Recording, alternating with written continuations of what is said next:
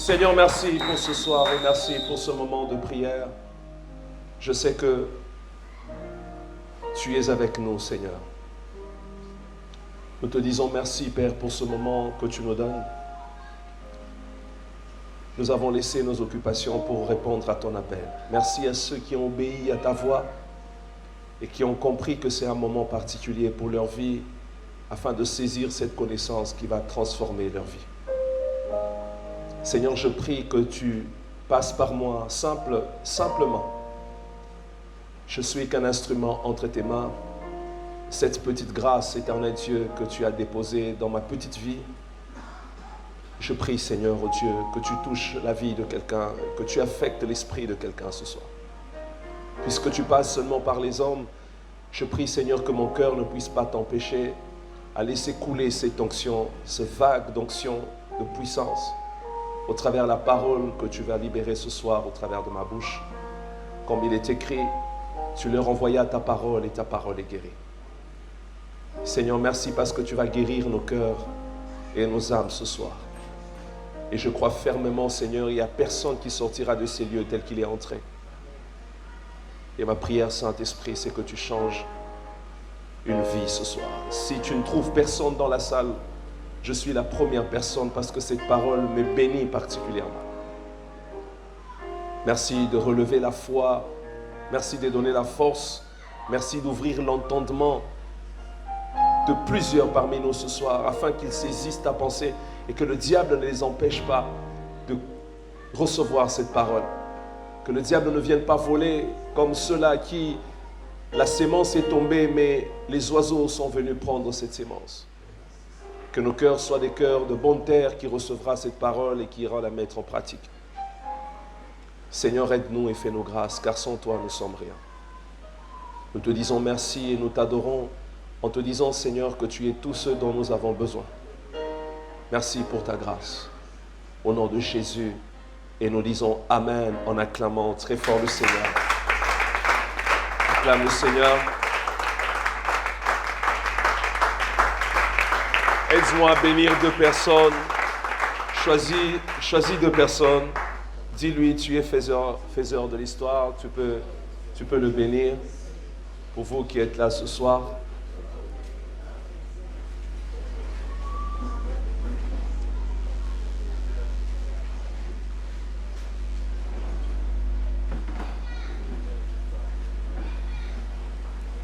Alléluia.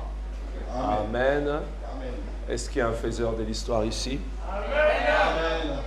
Bon, comment on dit faiseur en français pour les femmes? Faiseuse? Vous qui avez fait les français, comment on dit faiseur? Au féminin, c'est quoi? Hein? C'est invariable, hein? Donc, et les hommes et les femmes, c'est faiseur. Comprenez mon émotion. Alors, faiseur de l'histoire, est-ce qu'on peut acclamer le Seigneur?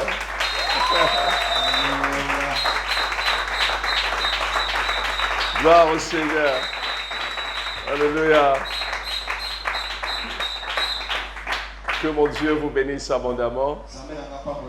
Et nous décollons dans ce programme aujourd'hui. C'est un programme qui va changer ta manière de voir ta vie. Parce que toute transformation commence d'abord de l'intérieur avant qu'elle ne soit de l'extérieur. Alléluia. Au travers de ces 4 ou 5 jours que nous allons passer dans la présence des dieux,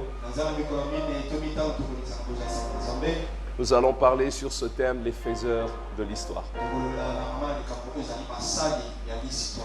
C'est un thème que le Saint-Esprit a soufflé dans mon oreille et je peux dire encore, c'est juste un rappel. Parce qu'il y a plusieurs années, alors que j'étais à la montagne, je priais un jour. Pour la première fois dans mon ministère, le Seigneur m'avait donné le livre de Daniel. Et j'ai médité beaucoup le livre de Daniel. Et dans ce livre, je suis arrivé à découvrir autre que le Dieu qui veut influencer avec nous. Le Dieu qui veut faire des grandes choses avec nous. Et l'histoire de Daniel m'a toujours beaucoup marqué. Et c'est à partir de ce moment-là que j'avais décidé de me battre pour que je ne sois pas celui qui va lire l'histoire, pour que je ne sois pas celui qui va écrire l'histoire, mais que je sois celui qui va faire l'histoire. Quelqu'un dit Amen, très bien. Amen. Il y a une différence entre celui qui lit et celui qui écrit. Il y a des gens qui écrivent, comme Moïse a écrit la Torah, il a écrit l'histoire d'Abraham, il a écrit le commencement, comment Bereshit bara, l'histoire du commencement de la terre. Il a écrit l'histoire de tout ce qui a fait que Dieu ait commencé par poser la fondation de la terre. Mais vous allez voir, au-delà du fait qu'il a raconté l'histoire, au-delà du fait qu'il a écrit l'histoire, mais Moïse a aussi fait l'histoire. Quelqu'un dit Amen, très bien. C'est ça que j'aimerais dire à quelqu'un ce soir. Dans la vie, il peut arriver que tu parles de ce que les autres ont fait. Dans la vie, il faut arriver à un moment où tu racontes ce que les autres ont fait comme exploit. Cela n'est pas mauvais du tout, mais c'est une partie de la volonté de Dieu. Au-delà de raconter ce que les autres ont fait comme exploit, au-delà de raconter ce que les autres ont fait comme histoire, il faut que tu arrives aussi à faire ton histoire. Quelqu'un dit Amen, très bien. Aujourd'hui, nous lisons David. Mais David était un homme comme moi et toi. Nous prêchons David. Et la Bible est constituée que de l'histoire des hommes. Même Dieu qui est venu dans la chair comme un homme. Et il a fait son histoire sur la terre. Donc, praise, la Bible est remplie des histoires. Des histoires qui ont changé des nations, qui ont transformé des familles, qui ont bouleversé des pays. Même Dieu a pris la forme d'un homme. Il est venu, il a parlé de Moïse, il a parlé d'Abraham, il a parlé des prophètes et il a fini par faire lui-même son histoire. Est-ce que quelqu'un m'entend très bien? Ce qui fait que l'objectif de ce travail que nous voulons faire, pourquoi faire une histoire? La première des choses, c'est la raison de notre existence sur la terre. Je répète, pourquoi faire une histoire avec Dieu? C'est la raison de notre existence sur la terre. Dieu t'a envoyé sur la terre pour faire une histoire avec lui. La deuxième des choses, le monde a besoin des modèles à suivre. Le Seigneur me disait que le monde est en crise des modèles. Vous devez toujours savoir que l'homme a toujours tendance à imiter et à regarder à ce que l'autre a fait. Nous avons toujours besoin de modèles autour de nous que nous pouvons suivre et imiter parfois. Même Paul a dit, soyez mes imitateurs comme je le suis de Christ.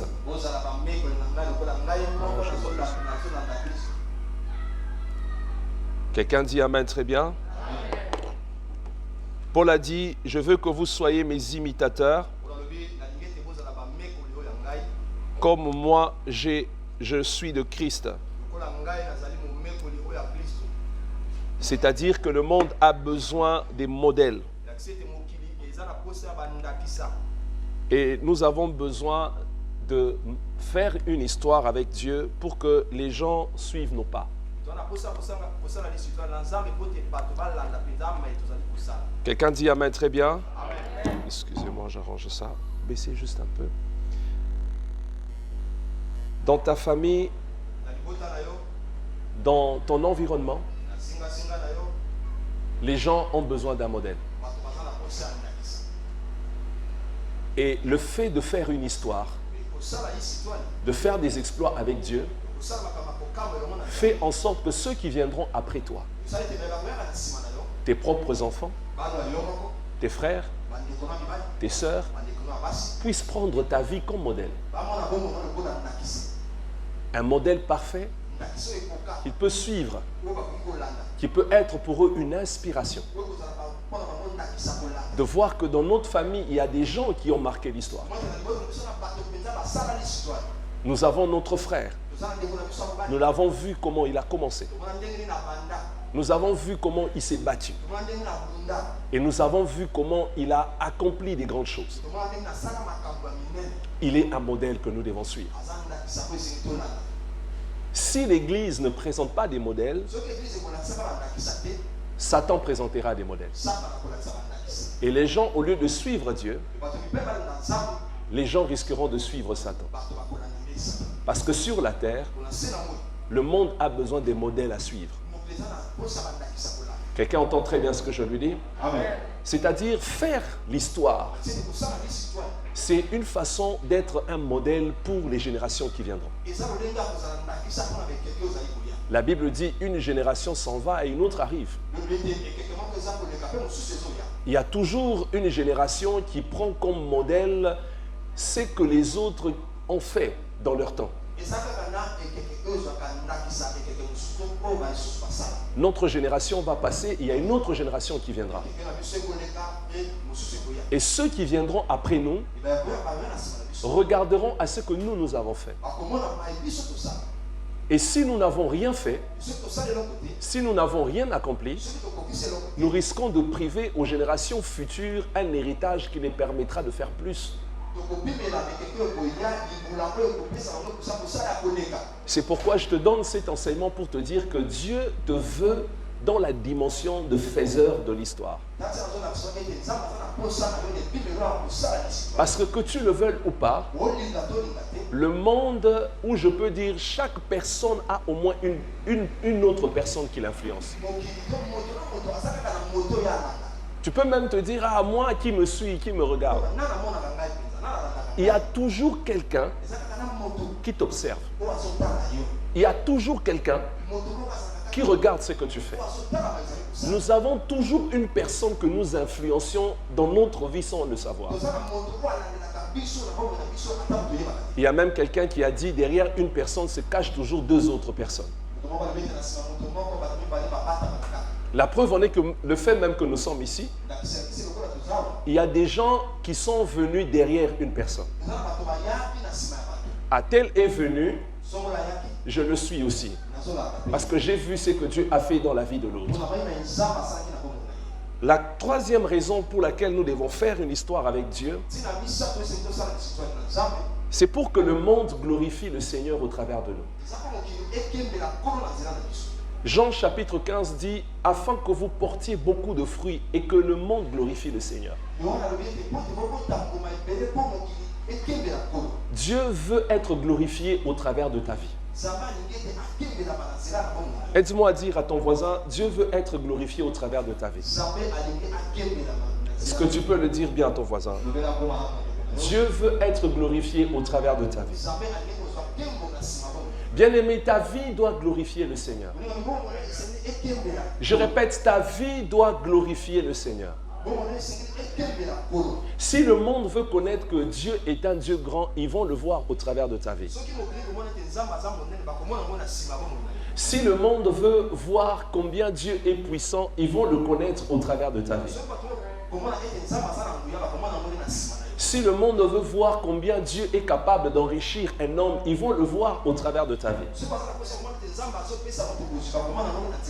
Est-ce que quelqu'un m'entend très bien? Est-ce que quelqu'un m'entend très bien? Je dis encore, si le monde veut voir combien Dieu est puissant, ils le verront au travers de ta vie. C'est pourquoi la Bible dit, tel qu'il est, tel nous sommes. Parce que nous devons refléter ce que Dieu est. C'est pourquoi échouer n'est pas un langage d'un chrétien, ne doit pas être une vie d'un enfant de Dieu. Tu dois absolument réussir ta vie. Dis Amen, très bien. Vous êtes trop calme. Ne suivez pas le mouvement du sang. On va arranger ça. Moi, je vais continuer. Écoutez-moi. Ne regardez pas tout ce qui se passe. Ne soyez pas distraits. Je dis encore, tu as toutes les raisons de réussir. Ta vie ne doit pas être un échec. Dis encore après moi, ma vie ne doit pas être un échec. Dis-le encore très fort, ma vie ne doit pas être un échec. Je n'entends pas ta voix, est-ce que tu peux encore le dire? Ma vie ne doit pas être un échec. Alléluia. La quatrième des choses, c'est pour nous préparer une place au ciel. Est-ce que vous savez que lorsque tu réussis sur la terre, lorsque tu fais des exploits avec Dieu sur la terre, cela te prépare une place au ciel. Le ciel est une cité. Là où nous allons passer l'éternité, on appelle la Nouvelle Jérusalem. C'est une cité. Et là-bas, nous allons reproduire où nous serons ce que nous avons fait sur la terre. Un homme a dit un jour qu'il a eu la grâce, le Seigneur l'a amené pour voir la Nouvelle Jérusalem. Il dit, l'ange qu'il avait amené l'a fait visiter la ville et lui a dit, viens, je vais te montrer la maison où tu passeras ton éternité. Mais pendant qu'il expliquait, il dit, en face de la maison où il a vu une très belle maison et c'était comme un tout petit quartier. Donc c'est comme une petite ville dans une ville. Et il pose la question, mais à qui appartient cette maison? On lui a cité les noms d'un serviteur de Dieu qui était encore en vie à cette époque. Il dit, ça c'est pour lui. Il dit, mais comment ça? Mais comment il peut avoir aussi des maisons comme ça? L'ange lui dit, va voir ce qu'il a accompli sur la terre. Et c'est là que dans son enseignement, il explique en disant, ce que nous accomplissons sur la terre en tant qu'enfants de Dieu, les choses que nous faisons pour le Seigneur, ça se répercute sur là où nous passerons l'éternité avec lui. C'est pourquoi Dieu a ce qu'on appelle le livre de souvenirs. Parce que Dieu se souvient toujours de tout ce que nous avons fait pour lui sur la terre.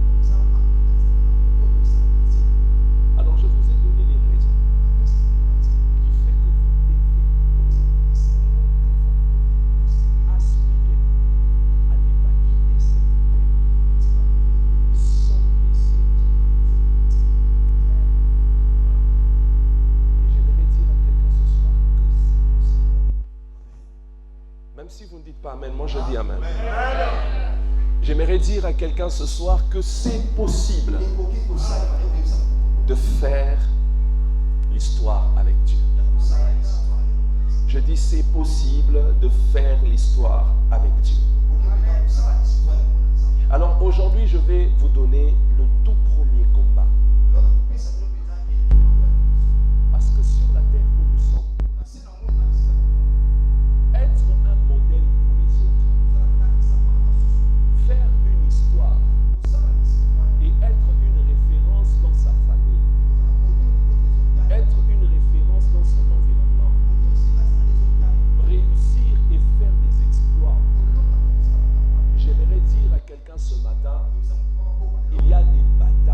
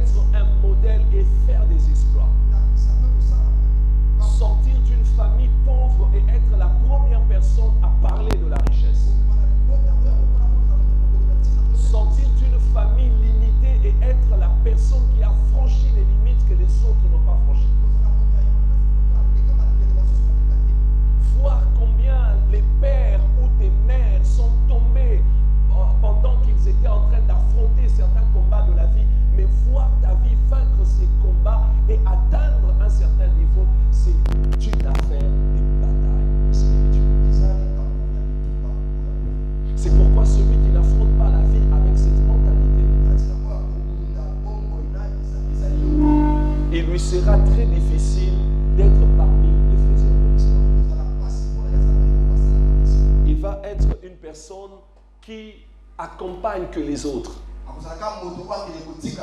Il va être une personne qui n'attend que les autres fassent pour que lui en bénéficie. Mais la pensée de Dieu, c'est que tu n'es pas seulement appelé à attendre des autres, mais il y a des choses que toi-même tu dois provoquer.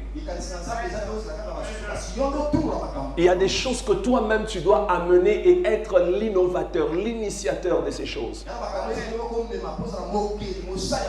Il y a des choses qu'il faut que dans la famille, lorsqu'on parle, on dit ça, il n'y a que Prince qui l'a fait. Il y a des choses dans la famille, il faut que l'on dise ça, il n'y a que David qui l'a fait.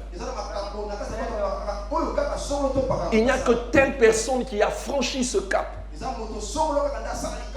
Et ça reste une référence. Et ça servira de modèle pour les autres. Et ça deviendra un héritage pour les autres. Alors, le premier combat, je vais être très rapide,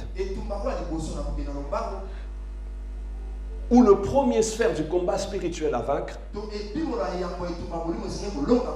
j'ai appelé ça, c'est le combat avec Dieu. La lutte avec Dieu. Le combat avec Dieu. Certainement, quelqu'un va me dire, est-ce qu'on peut combattre contre Dieu? C'est moi qui va me dire, est-ce qu'on peut se battre avec Dieu? Qui est celui qui peut se battre avec Dieu? Qui peut combattre avec Dieu et le vaincre? La Bible nous donne une réponse. J'ai appelé ça encore autrement, Yannick, le combat de Jacob. La Bible nous donne la réponse. C'est le tout premier combat à vaincre. Genèse chapitre 32, à partir du verset 24, nous allons lire la parole. Rapidement, Genèse 24, Genèse 32, Genèse 32, du 24e verset au 30e verset.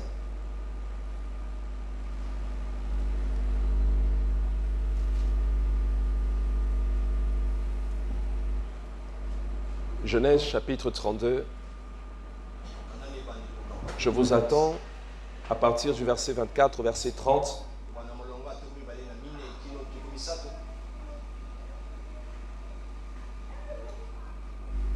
Vous avez trouvé? On va lire la parole de Dieu. La Bible dit ceci. Jacob demeura seul. Alors, un homme lutta avec lui jusqu'au lever de l'aurore. Voyant qu'il ne pouvait le vaincre, cet homme le frappa à l'emboîture de la hanche, et l'emboîture de la hanche de Jacob se démit pendant qu'il luttait avec lui.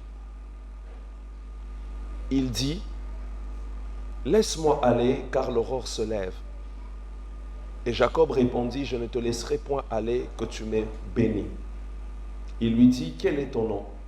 Il répondit, « Jacob. » Il dit encore, « Ton nom ne sera plus Jacob, mais tu seras appelé Israël, car tu as lutté avec Dieu et avec les hommes, et tu as été vainqueur. » Verset 29.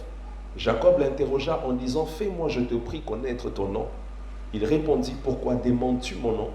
Et il le bénit là. Jacob appela ce lieu du nom de Péniel, car dit-il, « J'ai vu Dieu face à face, et mon âme a été sauvée. » Alléluia. C'est la réponse à ce premier type de combat qu'il faut vaincre. Un homme a lutté avec Dieu. Un homme, pendant toute la nuit, a combattu avec le Seigneur. Vous allez voir, Dieu finit même par dire que tu as été vainqueur parce que tu as lutté avec les hommes et tu as lutté avec Dieu.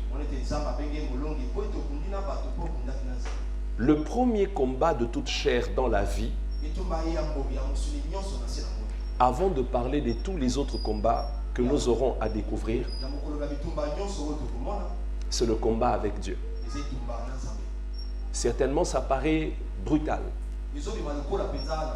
Mais l'histoire de Jacob va nous donner une réponse claire à ce sujet. qui fait qu'il y a beaucoup de personnes, ils n'arrivent pas à faire des exploits avec Dieu, à entrer dans une dimension de bénédiction avec le Seigneur, faire une histoire avec Dieu, parce qu'à ce niveau, beaucoup n'ont pas réussi. Beaucoup n'ont pas franchi et beaucoup n'ont pas remporté cette bataille. La première des choses que je veux dire dans ce combat avec Dieu, qui est le premier sphère du combat spirituel à vaincre, j'ai ressorti là-bas deux choses que Jacob nous enseigne, ou que le Saint-Esprit nous enseigne. La première des choses, vous voyez, la Bible dit « Jacob demeura seul ». Le combat avec Dieu s'explique premièrement à ce niveau. Ça implique quoi? La poursuite de Dieu. La capacité de lui montrer que sans lui, tu ne peux rien. Il y a des choses dans la vie que l'on accomplit lorsque Dieu est avec toi. Toutes les personnes qui ont écrit une histoire avec Dieu ont su gagner la présence des dieux dans leur vie. Je répète encore. Premièrement, dans ce combat que je dis, le combat avec Dieu, la première des choses, on parle de comment Jacob est resté seul. La dimension de rester seul, c'est différent de la solitude où tu te retires pour faire n'importe quoi. C'est la dimension d'une solitude où la personne cherche pleinement la présence de Dieu dans sa vie. Comment il peut arriver à gagner le cœur de Dieu? Et le secret de toutes les personnes qui ont fait une histoire avec Dieu, en lisant la Bible, vous allez voir, on dit toujours « et Dieu était avec lui ». Parce que Dieu était avec lui. 2 Samuel chapitre 5, le verset 10, la Bible dit « David devenait de plus en plus grand. Et l'Éternel Dieu des armées était avec lui. » 2 Samuel chapitre 7, le verset 9, la Bible dit, c'est Dieu qui parlait à David. Il lui dit, j'ai été avec toi. J'ai exterminé tous tes ennemis devant toi. J'ai rendu ton nom grand comme les noms des grands qui sont sur la terre. Mais vous allez voir que ce verset commence par le fait de... C'est Dieu qui dit, j'ai été avec toi. Beaucoup de gens aujourd'hui se battent pour gagner le cœur des hommes. Mais peu se battent pour gagner le cœur de Dieu. Très peu se battent pour gagner la présence de Dieu dans leur vie. Et pourtant, la technologie est à ce niveau. Lorsque tu gagnes le cœur de Dieu, tu gagneras le cœur des hommes. Chercher à gagner le cœur des hommes sans gagner le cœur de Dieu, c'est un travail en vain. La Bible nous montre clairement que Jésus croissait en stature, en sagesse, d'abord devant Dieu et par la suite devant les hommes. Le monde aujourd'hui fait qu'on est à la recherche de gagner plus le cœur des hommes que de gagner le cœur de Dieu. Quand je parle de gagner le cœur des hommes, c'est-à-dire les gens sont en train de tout faire pour chercher à ce qu'ils attirent une attention des hommes sur eux.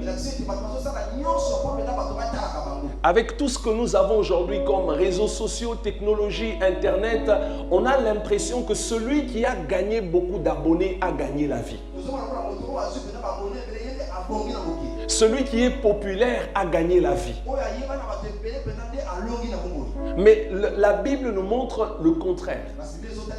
Parce que dans le combat avec Dieu, Jacob a compris. Je veux faire une histoire.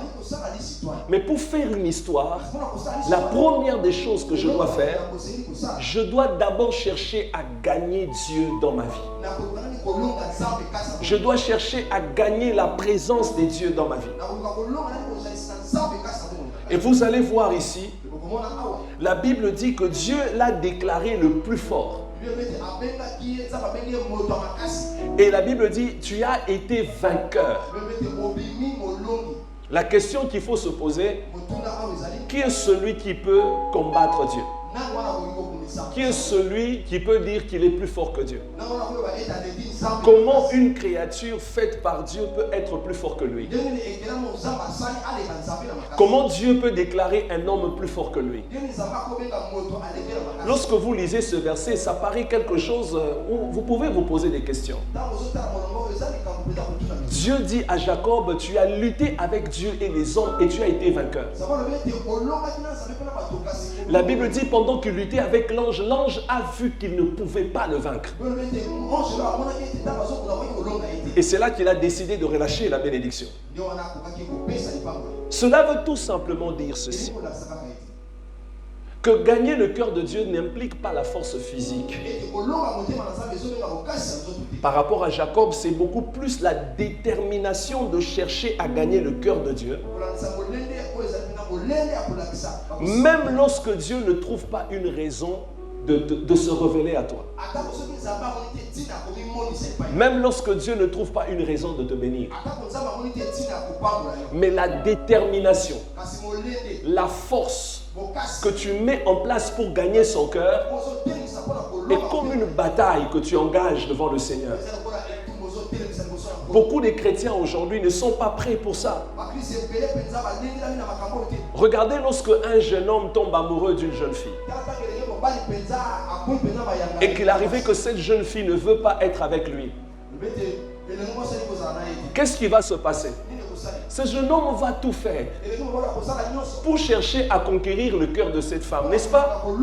Il va se battre. La femme peut faire des caprices. Elle peut regarder, elle se dit, ah non, moi en tout cas, tu ne m'intéresses pas. Et comme vous savez, un bon garçon qui est déjà tombé amoureux, il est prêt à tout. Et vous allez voir le jour où la femme lui dit oui, c'est comme un trophée qu'il a soulevé. Moi, le jour où on m'avait dit oui, j'avais très bien dormi. C'était comme un rêve qui s'accomplissait. Et c'était après. Elle m'a appelé un jour, j'étais à l'église, elle m'a dit, bon, accompagne-moi. J'ai dit, bon, ici, on ne va même pas prendre un moyen, on a commencé à marcher. Tu n'entends même pas la chaleur du soleil. Je me disais, qu'est-ce qu'elle va me dire? Toute la route, on a parlé autre chose. Mais elle arrive maintenant à quelques minutes de prendre maintenant son moyen pour rentrer chez elle. C'est là maintenant qu'elle me dit, tu sais, j'ai prié. Et Dieu m'a convaincu que c'est toi. Ah, j'ai dit, c'est vrai ça. J'ai commencé à tourner. J'ai dit, mon Dieu, qu'est-ce qui se passe ici? Je ne vais jamais oublier, c'était le 11 août, tu te souviens? C'était le 11 août 2011. Je ne peux pas oublier. Le 11 août 2011. C'était ce jour-là. Et il était 13 heures.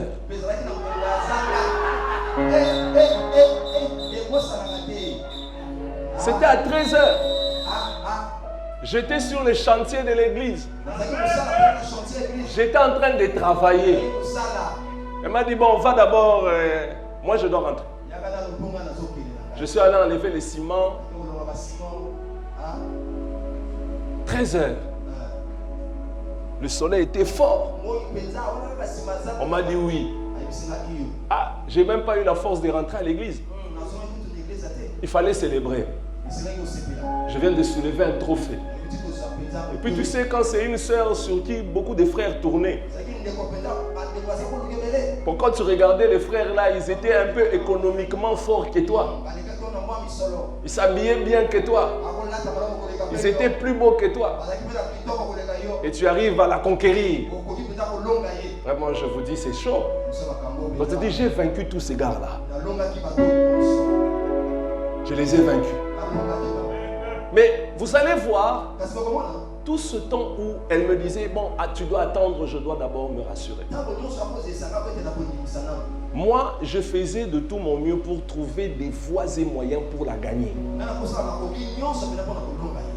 Pour amener à ce qu'elle comprenne que je la voulais.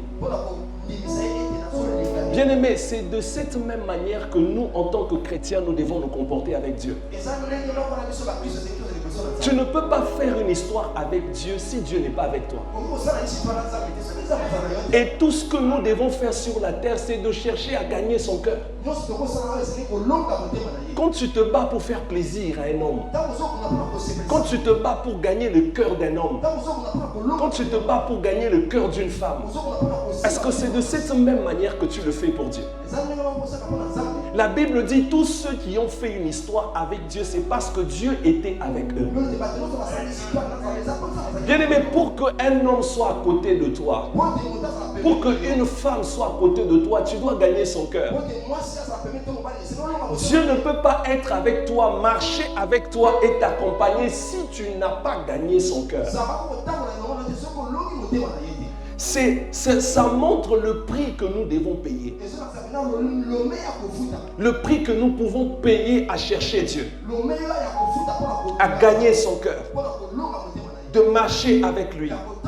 Afin d'écrire une histoire avec lui. Jacob a regardé. Il a dit, je ne peux pas faire un pas de plus. J'aspire à être un prince et à bâtir l'histoire d'une nation. La nation d'Israël a été bâtie sur des patriarches, Abraham, Isaac, et c'est Jacob qui a conçu les 12 tribus d'Israël. Si tu vas en Israël aujourd'hui, Jacob est un patriarche. Tu ne peux pas aller en Israël sans que tu n'entendes parler de Jacob, d'Isaac et d'Abraham et de David. C'est parmi les 4 patriarches qui ont affecté l'histoire des nations. Mais ces gens-là ont travaillé de manière à gagner le cœur de Dieu. Jérémie chapitre 29, le verset 13. La Bible dit, vous me chercherez et vous me trouverez si vous me cherchez de tout votre cœur. Voyez-vous un peu ce verset? La première des choses, chercher. Chercher implique une lutte. Chercher implique des sacrifices. C'est-à-dire qu'il faut faire des sacrifices et lutter pour arriver à trouver Dieu. En plus, il y a une condition qui est encore donnée. Deuxièmement, on dit si vous me cherchez de tout votre cœur. C'est-à-dire pour arriver à le trouver, au-delà de le chercher, nous devons aussi le faire de tout notre cœur. Bien-aimé, j'aimerais dire à quelqu'un ici, lorsque tu fais quelque chose avec tout ton cœur, on le voit par quoi? Par quel signe? Par l'amour avec lequel tu le fais et par le temps que tu prends pour faire la chose. Lorsque tu fais quelque chose de tout ton cœur, tu le fais avec amour. Tu prends tout ton temps pour le faire. C'est de cette même manière que Dieu désire que nous le cherchons. C'est un combat que nous devons arriver à vaincre.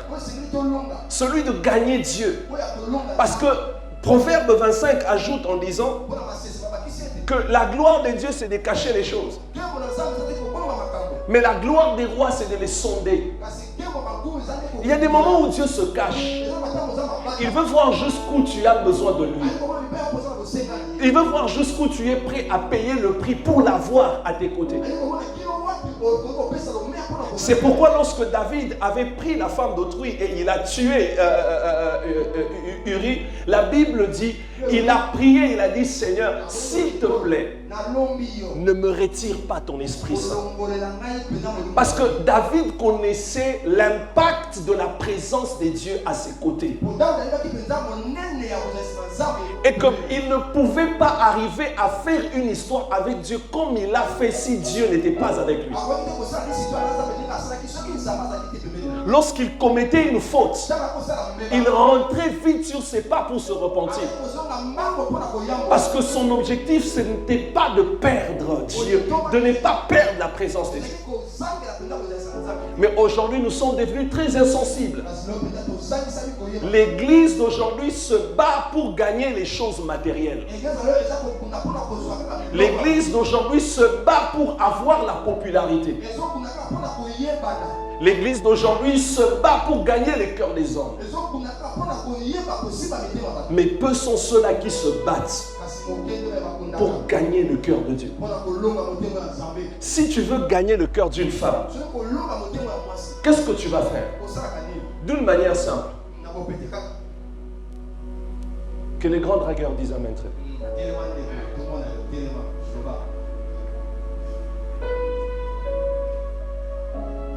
Si je fais passer les hommes mariés ici, chacun aura à expliquer son témoignage de la manière dont il a gagné le cœur de sa femme.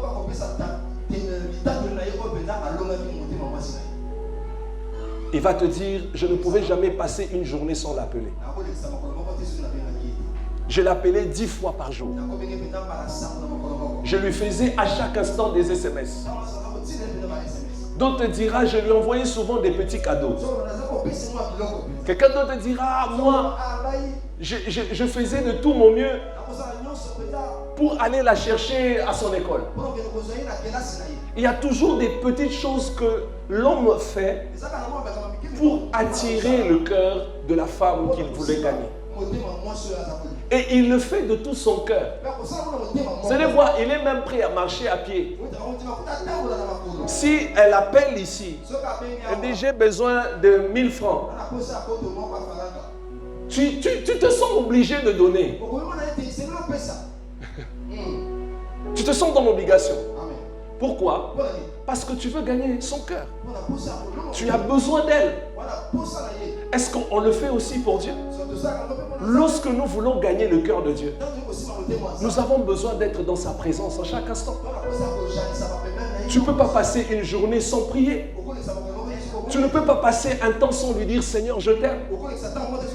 Tu ne peux pas passer un temps sans l'adorer.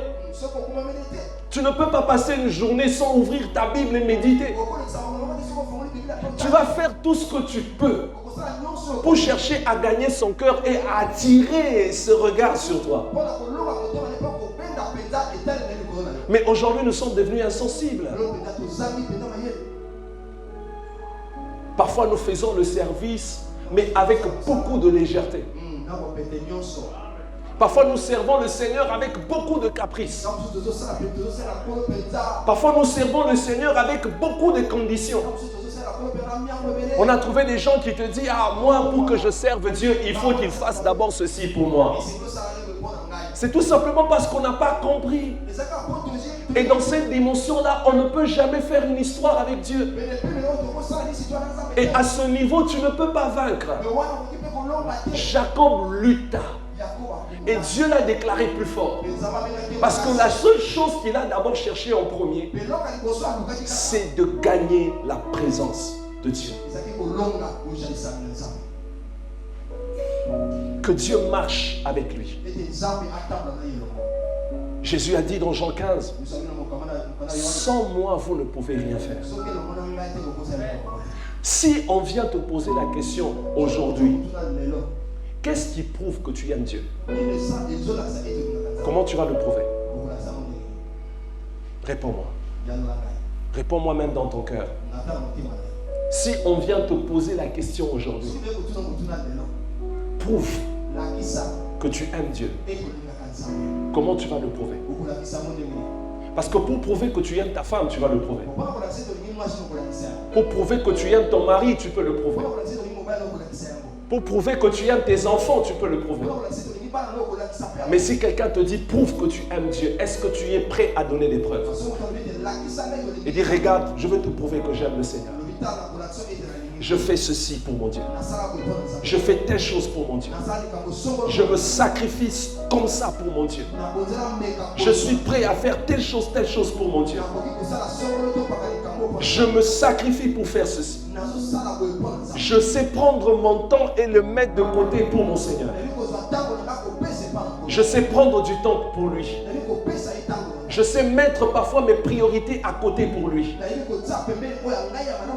Est-ce que réellement, si on te pose cette question, vas-tu répondre? Est-ce que réellement tu aimes Dieu? Est-ce que réellement Dieu est avec toi? Est-ce que réellement Dieu marche avec toi?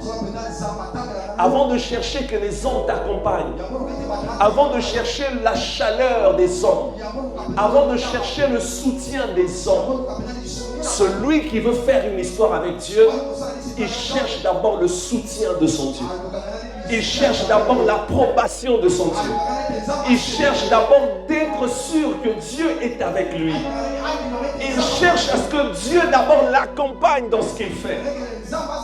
Je ne peux pas m'engager dans quelque chose si je ne suis pas sûr que Dieu est avec moi. La Bible dit, Jérémie dit, Dieu était avec moi.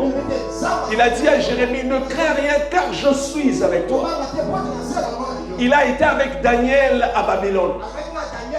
Le roi dit, j'ai vu que Dieu est avec toi. Les 4 compagnons de Babylone ont vu Dieu les soutenir, les accompagner. Les hommes ont vu que Dieu était avec eux. Et quand Dieu marche avec quelqu'un, cette personne finit par faire l'histoire. Quand Dieu marche avec une femme, cette femme finit par faire une histoire avec Dieu.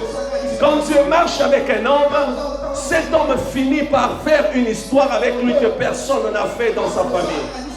J'aimerais dire à quelqu'un, quand Dieu marche avec toi, tu te mettras à faire des choses que personne n'a fait dans ton pays, que personne n'a fait dans ta famille, que personne n'a fait sur ton avenue, que personne n'a fait dans ton environnement.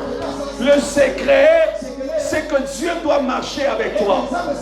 Et c'est le premier combat qu'il faut arriver à remporter. Donnez-moi un autre livre. Donnez-moi un autre livre. Micro avec fil. Quelqu'un dit amen, très bien. Amen. Si Dieu n'est pas avec moi, je ne peux rien accomplir. Jésus a dit, sans moi, vous ne pouvez rien faire. Tu peux voir les gens peut-être dire, oui, c'est possible, Dieu est avec toi. C'est possible parce qu'on est en train de voir des petites choses que tu fais. Mais laissez-moi vous dire, un homme qui marche avec Dieu, tout le monde peut l'abandonner. Mais il reste imbattable avec Dieu parce qu'avec Dieu, tu fais déjà la majorité. Avec Dieu, vous faites déjà la majorité. C'est pourquoi ce soir, pose-toi un peu la question, est-ce que Dieu est réellement avec moi? Est-ce que j'aime réellement Dieu? Est-ce que j'ai déjà remporté vraiment cette bataille? Quand Dieu me regarde aujourd'hui, est-ce qu'il peut dire réellement que je l'aime? C'est une question que nous pouvons nous poser. Les faiseurs de l'histoire sont des gagneurs de la présence de Dieu. Ils sont prêts à payer n'importe quel prix pour gagner la présence de Dieu. Pour qu'il entre en jeûne, il n'a pas besoin que son pasteur lui dise que demain nous allons jeûner. Il peut se réveiller lui-même, il fait son programme, il dit ce mois ici je veux jeûner 7 jours. Mais quand vous lui posez la question, tu veux jeûner pourquoi? Il dit je jeûne parce que j'ai besoin de Dieu. On ne jeûne pas seulement parce qu'on a besoin d'argent. On ne jeûne pas parce que seulement on a besoin de se marier. Lorsqu'on atteint un certain niveau de maturité dans les choses de Dieu, on ne jeûne plus pour l'argent, on ne jeûne plus pour le voyage, mais on jeûne pour que Dieu vienne davantage en toi, parce que plus il prend la place dans ta vie, plus tu vois les choses s'accomplir dans ta vie. Plus il est avec toi, plus ce qui était impossible hier, ça devient possible. Plus il est avec toi, plus ce que tu ne pouvais pas faire avant, tu deviens capable de le faire. On ne jeûne pas seulement parce qu'on doit détruire les autels de la famille. Je peux jeûner parce que je me dis, Seigneur, j'ai besoin de toi. J'ai besoin de toi dans ma vie parce que sans toi, je ne suis rien. Je ne peux rien accomplir sans toi. Les gagneurs de la présence de Dieu. David était un gagneur. La Bible dit, il a adoré à telle enseigne que Dieu a incliné même le ciel pour regarder qui était en train de l'adorer. Quand vous écoutez le témoignage du feu papa Alain Moloto, on dit cet homme était un amoureux de Jésus et un gagneur de la présence de Dieu. On l'a même surnommé le 25e vieillard.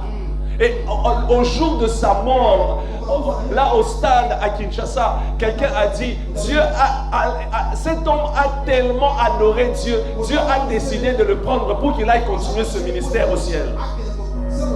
Il est même possible qu'il n'y ait pas des anges qui adoraient comme cet homme. Mais qu'est-ce qu'il lui a dit un jour? Il a dit, tout ce que je cherche dans ma vie, ce n'est pas l'argent.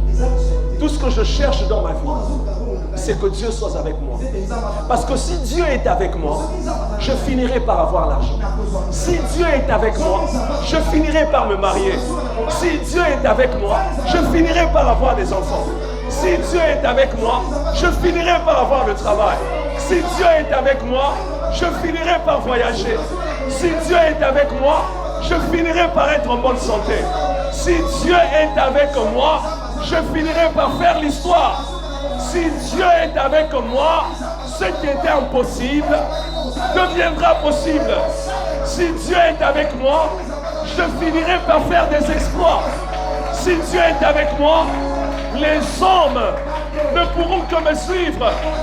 Si Dieu est avec moi, je finirai par gagner le cœur des hommes.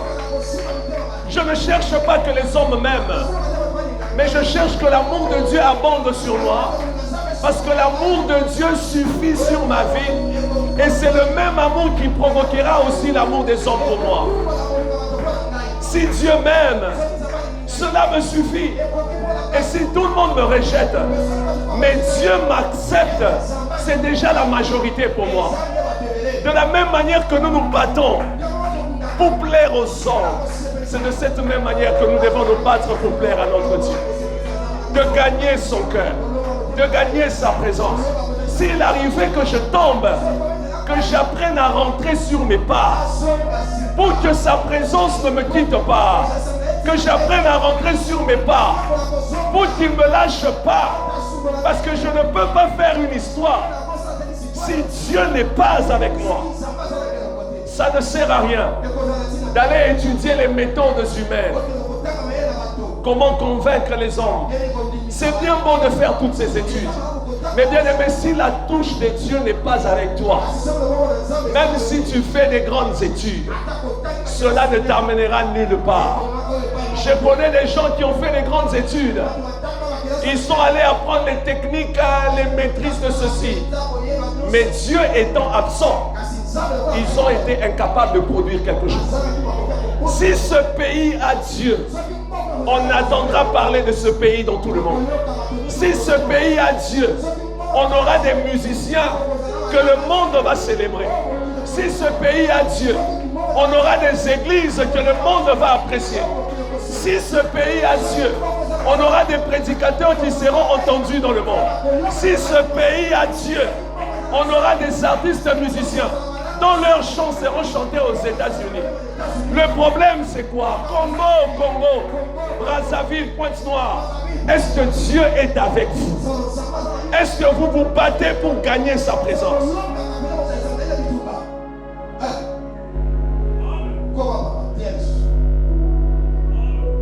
Qui nous cherchons? Qu'est-ce que nous voulons? Quelle est la priorité qui nous amène à l'église? C'est quoi? Les choses matérielles? Je sais que l'homme est social. On a besoin d'argent et des choses matérielles pour vivre. Mais j'aimerais dire aux archers ce matin, changez votre priorité. Si votre soif est Dieu, tout ce que vous cherchez, vous l'aurez. Si tu travailles pour gagner le cœur de Dieu, tout ce que tu désires, Dieu te le donnera. Si tu as soif de la présence de Dieu, ce qui manque dans ta vie, Dieu viendra le combler. Jacob a regardé, il a dit, je ne peux pas faire une histoire si Dieu n'est pas avec moi. Jacob demeura seul.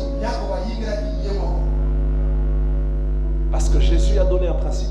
Il a dit, celui qui veut prier et qui veut chercher ma présence, qu'il entre dans sa chambre, qu'il ferme la porte derrière lui. Et dans le secret, Dieu le lui rendra. Dieu le récompensera. La solitude qui provoque l'intervention de Dieu, qui cherche à gagner le cœur de Dieu.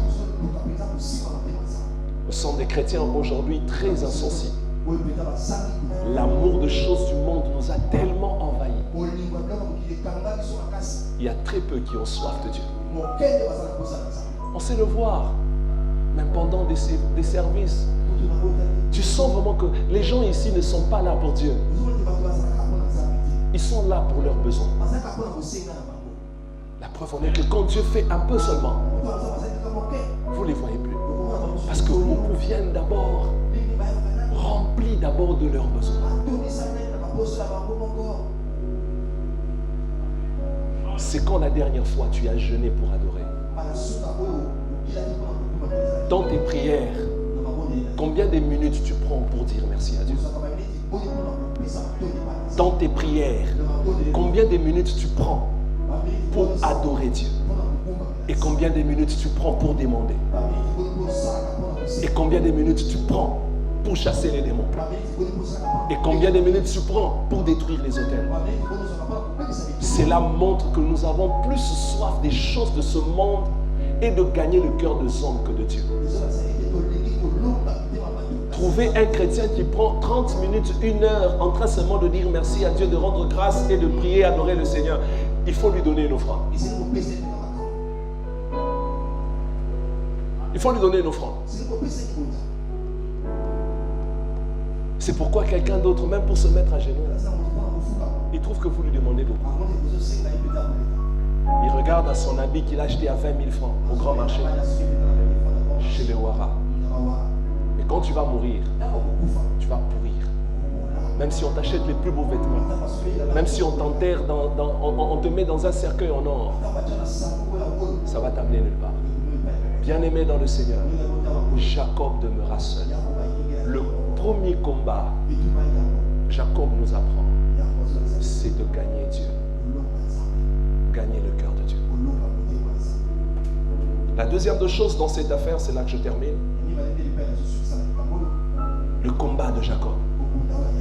Personne dans la vie ne peut faire une histoire avec Dieu si Dieu n'est pas avec lui. Chaque instant, je recherche et je prie toujours, Seigneur, ne me laisse pas. Je dis toujours, Seigneur, s'il te plaît, et je ne peux pas accomplir quelque chose si Dieu n'est pas avec moi. Et la deuxième des choses que Jacob nous montre ici, on parle de l'emboîture de la hanche. Regardez le verset 25. La Bible dit, donnez-moi juste 10 minutes, on va finir. La Bible dit, voyant qu'il ne pouvait le vaincre, cet homme le frappa à l'emboîture de la hanche et Jacob se démit pendant qu'il luttait avec lui. Yannick, tiens-toi debout. Montre-moi l'emboîture de la hanche. C'est ça. Il y a un os ici, n'est-ce pas? C'est semblable comme à un piston d'un véhicule. Hein? On le colle ici. Il entre pour former la partie ici. Quand on dit l'emboîtement, c'est-à-dire que cet os-là s'est détaché de cette partie. N'est-ce pas? Maintenant, j'aimerais vous dire une chose. Reste debout, Yannick. Qu'est-ce qui va arriver si l'emboîture de ta hanche se détache? Réponds-moi. Qu'est-ce qui va arriver? Tu vas boiter. Ok, il y a d'abord, premier point, c'est la difficulté de marcher, n'est-ce pas? Mais au-delà du fait qu'il sera incapable de marcher, il aura un deuxième problème. Il aura du mal à bien se tenir debout. Hein? Tu n'auras pas d'équilibre. Tu seras toujours, tu seras obligé d'être appuyé sur quelque chose, soit pour te tenir debout, soit pour marcher. Maintenant, écoutez-moi, j'aimerais vous poser une question ici. Comment Dieu peut frapper quelqu'un au point de le rendre incapable de marcher, alors qu'il avait besoin de faire une histoire avec lui? Comment Dieu peut faire mal à ton corps, te laisser paralytique, juste parce que tu lui as dit, j'ai besoin que tu me bénisses, parce que j'ai besoin de faire une histoire avec toi? Mais Dieu décide de toucher à un élément très important de ton corps qui te permet de marcher et d'avoir l'équilibre pour te tenir debout. Comment Dieu peut faire une chose pareille? Vous ne trouvez pas que si nous interprétons ça avec un langage humain et charnel, on va dire c'est méchant? Non, je ne sais pas si je suis en train de parler à quelqu'un. Hein? On va dire c'est quoi? On va dire que c'est la méchanceté. Mercia vient me voir et dit, papa, prie pour moi, j'ai besoin d'être béni, j'ai besoin de faire une histoire. Et moi je dis à Mercia, ok, donne-moi ce bâton-là, et je la frappe fort ici, et sa hanche se déboîte. Et puis elle reste comme ça, elle ne peut plus marcher. Est-ce qu'elle reviendra encore me voir un jour? Ma fille, dis-moi la vérité, tu vas faire quoi? Tu vas aller même me porter plainte, hein? Tu vas dire non, la police va même débarquer ici. Il me dit, mais pourquoi tu m'as tapé? Les minutes qui suivront là, son mari va débarquer, la famille va débarquer, les oncles vont débarquer, c'est la pagaille qui va commencer ici. Mais Jacob s'est retrouvé dans cet état devant Dieu. Parce que c'était un combat. Il se battait. L'ange de l'Éternel, c'était Dieu lui-même, parce qu'il a dit, j'ai vu Dieu face à face. Mais Dieu décide de le frapper. Pas n'importe où.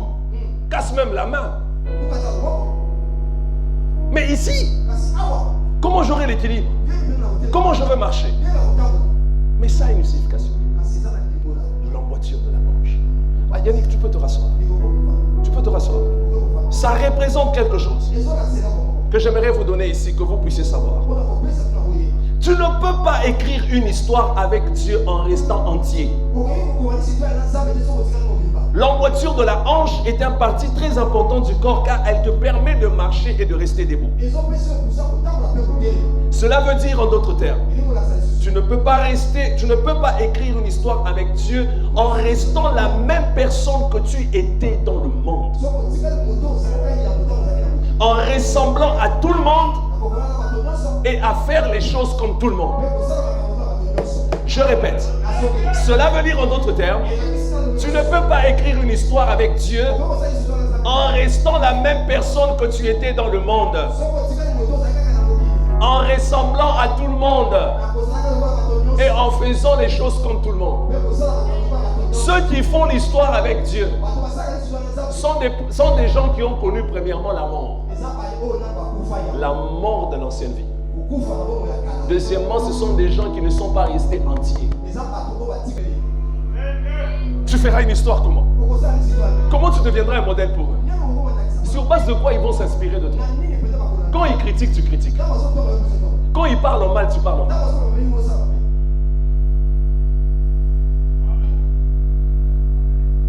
Tu ne peux pas être entier si tu aspires à écrire une histoire avec Dieu. L'emboîture de la hanche, c'est Dieu qui cherche à transformer ton caractère, à détruire l'orgueil qui est en toi, à changer ton comportement, ta mentalité et t'apprendre le savoir-vivre. Je répète encore, l'emboîture de la hanche, c'est tu te bats avec Dieu. Il y a des gens qui se battent avec Dieu. Ils refusent de changer. Moi, c'est comme ça que je suis, je ne changerai jamais. Merci. Tu peux rester. Mais rassure-toi, celui qui accepte d'être transformé deviendra au-dessus de toi et il sera ton maître. Et tu le suivras. Oh, je vous dis la vérité. Celui qui accepte de se laisser transformer par Dieu deviendra ton maître. Tu le suivras. Lui, il fera des exploits et tu raconteras son histoire. Tu mettras ses photos sur tes statuts. Il sera une star pour toi. Si tu fais même un peu de... Il peut même te nourrir et nourrir même tes enfants. Parce que Dieu n'écrit pas l'histoire avec n'importe qui. Il touche aux parties essentielles. C'est pourquoi le changement est un combat avec Dieu. Parce qu'il y a des choses pour lesquelles Dieu se bat avec nous pour qu'on les enlève. Nous,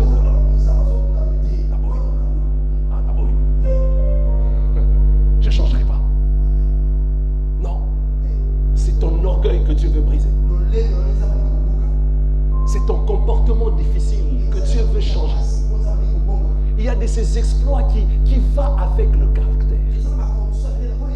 C'est un moment où il se bat avec toi pour te séparer de certaines choses. Où il veut te séparer de certaines personnes. David, lorsque je suis entré dans la pensée de faire l'histoire avec Dieu, Dieu m'a dit tel ne doit plus être tes amis. Supprime-les. Mais je les aimais. Ma femme connaît bien, ce sont des gens avec qui j'ai grandi. Dans la chair, on s'aimait, on se disait c'était ça l'amour.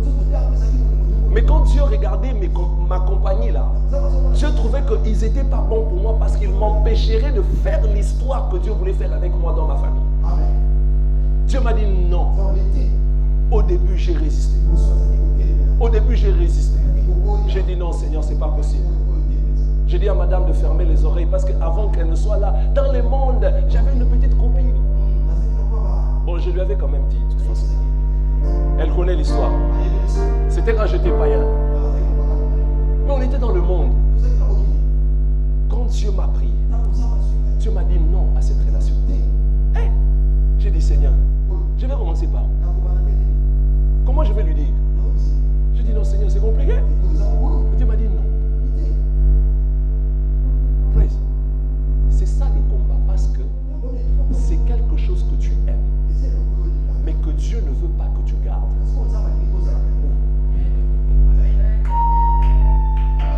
C'est un combat. Il y a des gens qui aiment son orgueil là, il aime ça. Son mauvais comportement là, il aime ça. Mais c'est que Dieu veut te dire, moi je ne veux pas ça. Parce que tu ne peux pas écrire une histoire avec moi en ayant un mauvais comportement. En étant impoli comme tu es. Qui va te suivre? David, je dis à Dieu, Seigneur, aide-moi. Un jour, j'ai pris le courage. Je suis arrivé, j'ai dit à cette sœur, écoute, les choses anciennes sont passées. Toutes choses sont devenues nouvelles. Elle me regarde et me dit, qu'est-ce que tu veux dire? Je lui ai dit, au fait, je suis devenu chrétien. Elle dit, bon, si tu deviens chrétien, ça veut dire que... Je dis, non, tu vois, nous, on a commencé... C'était pas un bon fondement. Bon, écoute, c'est compliqué. Je ne sais pas comment je peux te dire, mais Dieu ne veut pas. Elle m'a dit, on va réfléchir. J'ai dit, tu sais pas, j'ai réuni beaucoup de courage d'abord pour t'informer. Lorsque cela a été fait, j'ai vu le Seigneur m'ouvrir des portes. Pendant que les gens regardaient, ils disaient, toi tu nous as abandonnés, nous tes amis, quand tu as des problèmes. Bien aimé, j'avais des amis, tu as des problèmes, ils se battent, ils se cotisent l'argent, ils viennent, ils te donnent. Et un jour, toi tu viens, tu leur dis, c'est fini. Et c'est la folie. Moi je l'ai fait.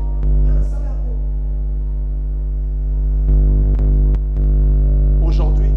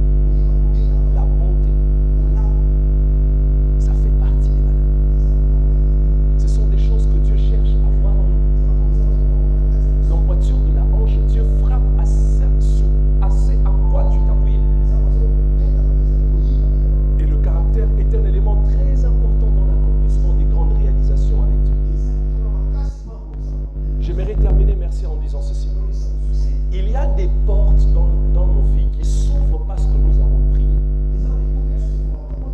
Mais il y a aussi des portes qui s'ouvrent parce que nous sommes des personnes de caractère. Il y a des portes qui s'ouvriront dans ta vie parce que tu as prié. Mais il y a d'autres portes qui s'ouvriront parce que tu es seulement une femme polie. Parce que seulement tu es une femme gentille. Parce que seulement tu es une femme de patience. Et les portes s'ouvrent. Il y a des choses que Dieu va te donner. Il y a des façons où Dieu opère avec quelqu'un parce qu'il a atteint un niveau de transformation qui fait que personne ne peut dire de mal.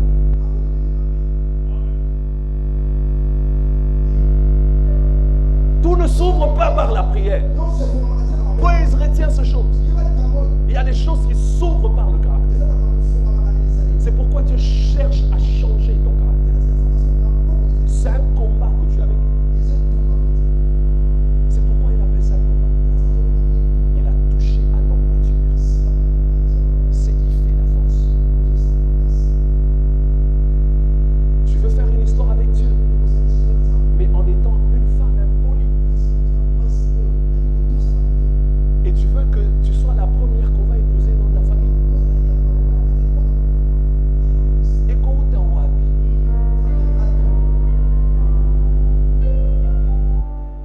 tu veux faire une histoire avec Dieu en ayant toujours cette vie d'alcool là. On te connaît, frère, parce que chaque soir tu rentres avec la bouche qui sent l'alcool. Tu as picolé là.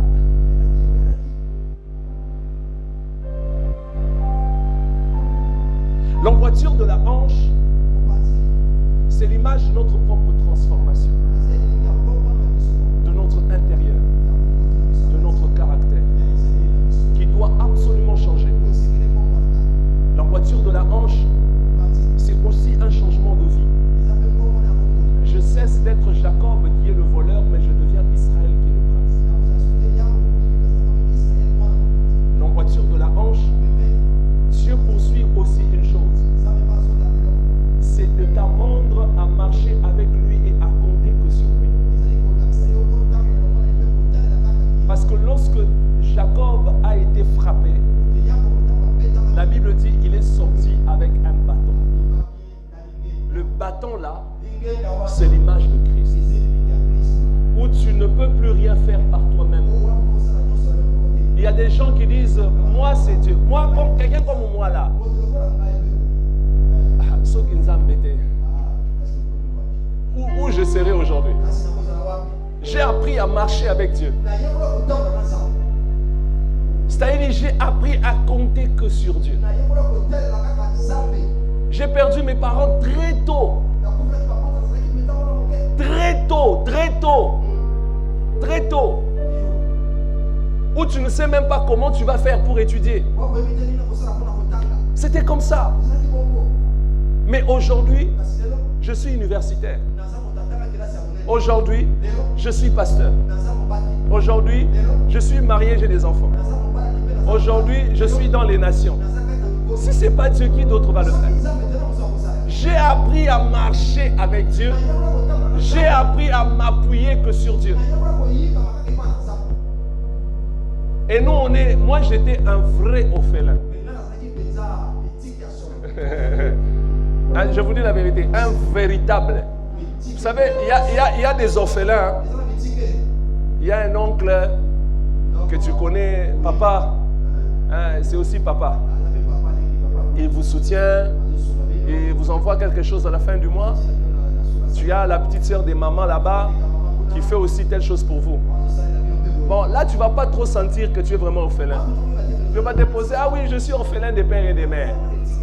Mais tu sais que tu peux prendre ton téléphone, tu peux appeler un Noko quelque part et il t'envoie 50 000. Moi, ce n'était pas ça. J'étais un véritable orphelin.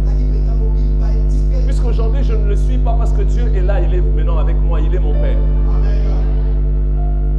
J'étais un véritable. Tu n'as même pas un Noko que tu peux appeler pour t'envoyer 1000 francs. Tu n'en as pas. Qui va payer tes études? Je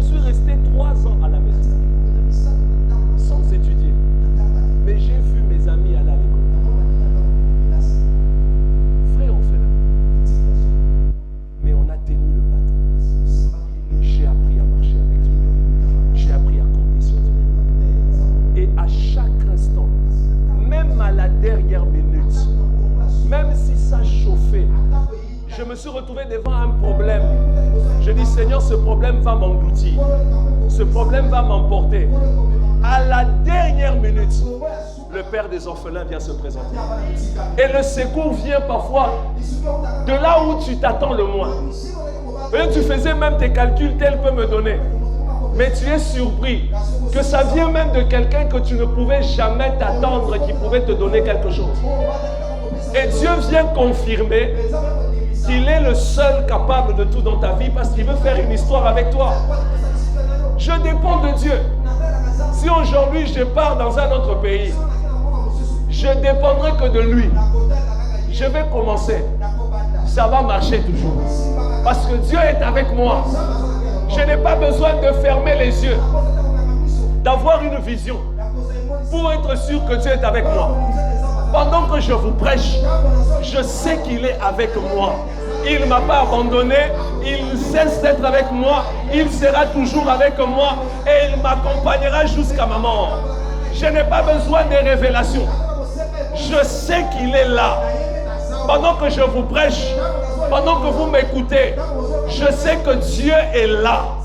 Pendant que tu m'entends, laisse-moi te dire que Dieu est avec toi et il ne va jamais t'abandonner. C'est pourquoi tu dois le gagner. Les faiseurs de l'histoire. Jacob a perdu sa hanche. C'est des hommes et des femmes qui apprennent désormais à compter sur Dieu. Ils ont arrêté, ils ont cessé de compter sur les hommes. La Bible dit, maudit soit celui qui place sa confiance en un homme. Mais béni soit celui qui place sa confiance en l'Éternel. Un homme peut te promettre et mourir.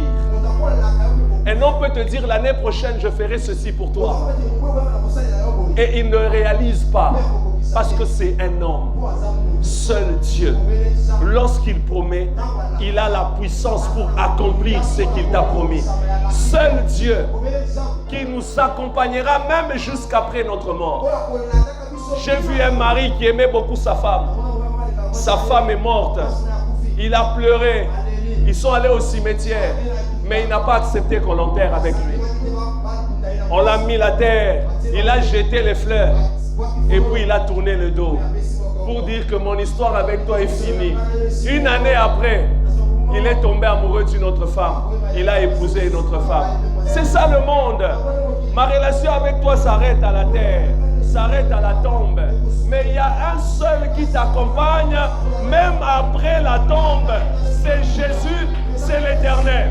Lui, il te dit, jusque dans l'éternité, je serai avec toi.